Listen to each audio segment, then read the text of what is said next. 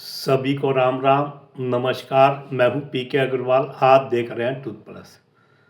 साथियों, आज बात करेंगे जैसे सेक्युलर पार्टी विशेषकर कांग्रेस आह्वान कर रही है जैन जी से कि आप सड़कों पर आओ, आप अपनी शक्ति दिखाओ मोदी सरकार के खिलाफ। लेकिन ऐसा हो नहीं पा रहा, वो सफल नहीं हो रहे। वो ऐसा विश्वास दिलाना चाहते हैं जैन जी को कि जैसे मोदी सरकार आपके वोट से नहीं बनी है, वोट चोरी से बनी है। लेकिन फिर भी जैन जी सड़कों पर नहीं आ रहा है। थोड़ी सी आज इसी पर चर्चा करेंगे, ऐसा क्यों हो रहा है। आइए, हमारे देश में इकोसिस्टम बना, सेक्युलर इकोसिस्टम।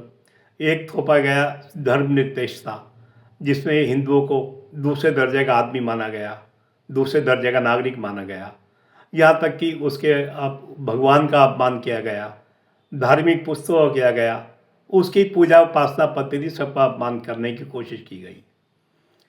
ऐसे ही एक दूसरा सिस्टम डेवलप हुआ देश में, जिसे कहा गया सामाजिक न्याय, जिसमें एक आ गया कि मनुवाद, ब्राह्मणवाद कह के अपमानित किया गया कि इन्होंने हमारा बहुत अरसे तक शोषण किया है, 5,000 साल तक शोषण किया है।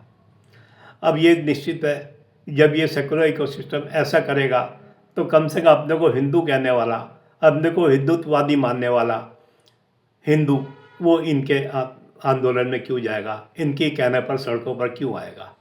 ये मैं जैन जी की बात कर रहा हूँ। अब जैसे हिंदुओं में विभाजन किया गया, एक दलित वर्ग, आदिवासी, पिछड़ा, और एक जिसे ये जनरल अनरिजर्व जिसे कहा जाता है। अब आप नोट करते होंगे, इनमें सड़कों पर आने पे कोई कॉमन मुद्दे नहीं है।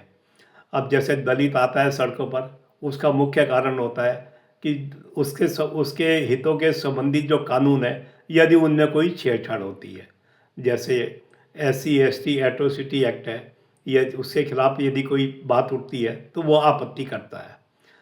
दूसरा कारण एक और भी है, दलितों में ही एक वो उपवर्गीकरण, जिस कारण वो अपनी मांग रखता है।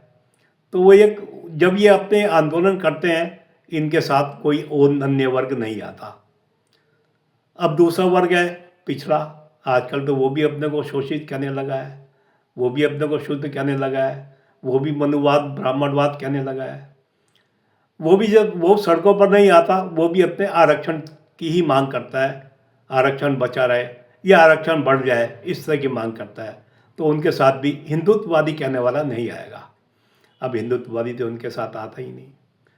ये अब जहाँ तक आदिवासी की बात है, वो किसी राष्ट्रीय आंदोलन में शामिल रहे हो मुझे ध्यान नहीं आ रहा है। अपने क्षेत्र में वो जरूर चलते रहते हैं, जल जंगल जमीन, वो अलग चीज़ है। अब मैं बात करता हूँ मुसलमानों की। आपने मुसलमानों को कभी नहीं देखा होगा किसी दलित के आंदोलन में साथ जाते हुए। सांकेतिक की बात नहीं कर रहा हूँ कि आंदोलन में 2-4 दिख जाए या किसी और के आंदोलन में चलते हुए।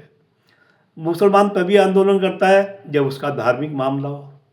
जैसे कि CA का विरोध किया, किस आधार पर किया कि वो उनका कहना था CA में अफ़गानिस्तान, पाकिस्तान और बांग्लादेश के मुसलमान शामिल नहीं है। अब उनके आंदोलन में और वर्ग को रुचि नहीं होती। यानी ये सेक्युलर इकोसिस्टम ही है जिसने इस देश में विभाजन खड़े किया है। उस विभाजन का आधार ये है कि कोई भी आंदोलन राष्ट्रव्यापी आंदोलन नहीं बन पाता। मैं आपको एक उदाहरण दूंगा अन्ना आंदोलन का। अब अन्ना आंदोलन चला, जुलूस भी निकले, और ये भी कहा गया कि इनके पीछे BJP RS का हाथ है। बिल्कुल मान लिया, हो सकता है कोई भी विपक्षी पार्टी आंदोलन का लाभ उठाएगी। लेकिन उस आंदोलन में जिस तरह CA में मुसलमान निकला था, उस तरह उस आंदोलन में मुसलमान तो नज़र नहीं आया। ये तो मैंने आपको मुख्य कारण बता दिए। जो विभाजन, सेक्युलर इकोसिस्टम, जिसके लिए सेक्युलर इकोसिस्टम खुद जिम्मेदार है, ताकि कोई राष्ट्रीय आंदोलन ना बनने पाए। हो सकता है सेक्युलर इकोसिस्टम ने ये विभाजन इसीलिए किए होंगे कि कोई राष्ट्रीय आंदोलन हमारे खिलाफ ना उभर पाए। तो ये तो एक पक्ष हो गया। अब दूसरे पक्ष में आप आए, भाई आप हैं जैन जी, मैं जैन जी की बात कर रहा हूँ। क्या आप समझते हैं जैन जी को नहीं पता उसने कहाँ वोट दिया है, उसके परिवार ने कहाँ वोट दिया है, उसके आसपास के लोगों ने कहाँ वोट दिया है, उसके सर्किल ने कहाँ वोट दिया है, उसके रिश्तेदारों ने कहाँ वोट दिया। क्या उसे नहीं पता कि मेरे किस पड़ोसी ने धर्म के आधार पर वोट दिया है, मेरे जानने वाले किस आदमी ने जाति या धर्म के आधार पर वोट दिया है, क्या किसी क्षेत्र के आधार पर वोट दिया है या अपने रिश्तेदारी के आधार पर वोट दिया है? ये सब बातें क्या जैन जी को नहीं पता? जब जैन जी को सब पता है कि मेरे आसपास का वोट कहाँ जा रहा है, तो आप कैसे उम्मीद कर सकते हैं कि वो आपके आह्वान पर सड़कों पर आ जाए? तो आप इस बारे में सोचिए, आप खुद बताइए आपका इस बारे में क्या अनुमान है। तो यही कारण है कि इनके लगातार कहने के बावजूद, वोट चोरी के कहने के बावजूद आंदोलन कोई नहीं हो रहा है। यहाँ मैं बिहार का भी उदाहरण जोड़ूंगा आपके सामने। अब बिहार में एसआईआर हुई, लगभग 65 लाख नाम कटे और 3,66,000 नाम वो भी कटे जो अपने को भारतीय साबित नहीं कर पाए। बिहार में कोई बीएलओ भी नहीं मरा, कोई ऐसा हादसा भी नहीं हुआ किसी ने आत्महत्या करी हो। क्या आपने बिहार में कहीं देखा कि किसी ने बाद में ऐसी आपत्ति उठाई हो कि मेरा नाम वोटर लिस्ट से काट दिया गया जबकि मैं बिहार में रहता हूँ? एक भी केस कम से कम हमारे सामने तो नहीं आया। अगर आया होता, निश्चित रूप से ऐसा केस सुप्रीम कोर्ट में सेक्युलर इकोसिस्टम के वकील जरूर लेकर जाते। तो इससे क्या पता लगता है कि कम से कम बिहार में जो सरकार बनी है वो वोट चोरी से तो नहीं बनी है।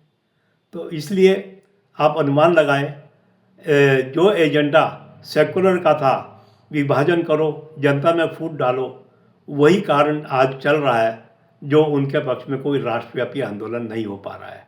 ये एक कारण है। दूसरा कारण मैंने आपको बता ही दिया कि लोग जानते हैं वोट कहाँ जा रहे हैं।